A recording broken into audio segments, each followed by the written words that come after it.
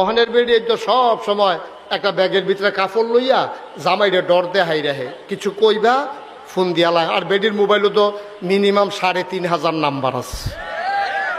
অটোওয়ালা, সিএনজিওয়ালা, রিক্সাওয়ালা, দোকানদার, এমন কোনো নাম্বার নাই বেডির মোবাইলও নাই।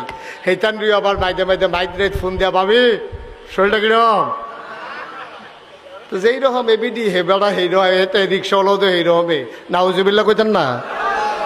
আগের মহিলারা যদি জামাইয়ে কোনো কারণে রাগ হইয়া দুই একটা থাবড়া থুবড়া দিয়ে ওলাইতো, জীবনে কারো কাছে কইছে না, গোপন রাখছে এটা।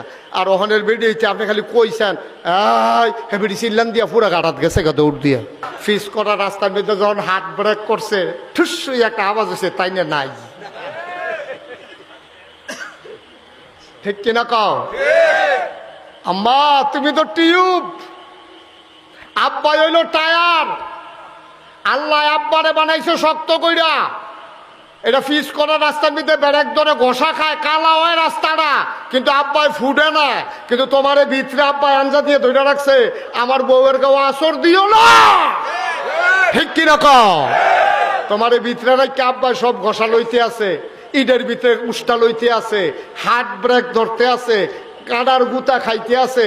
এরপরে আব্বা আমার বউয়ে তারপরে হেফাজতে থাও, তোমার ভাল লাগে না আম্মা, তুমি বাইরে দিয়ে আইতা চাও, আইও না, বাইরে দিয়ে আইও। আমি তো কইসলাম কয়টা দিন ধান কাটাত লাগাই দিলে,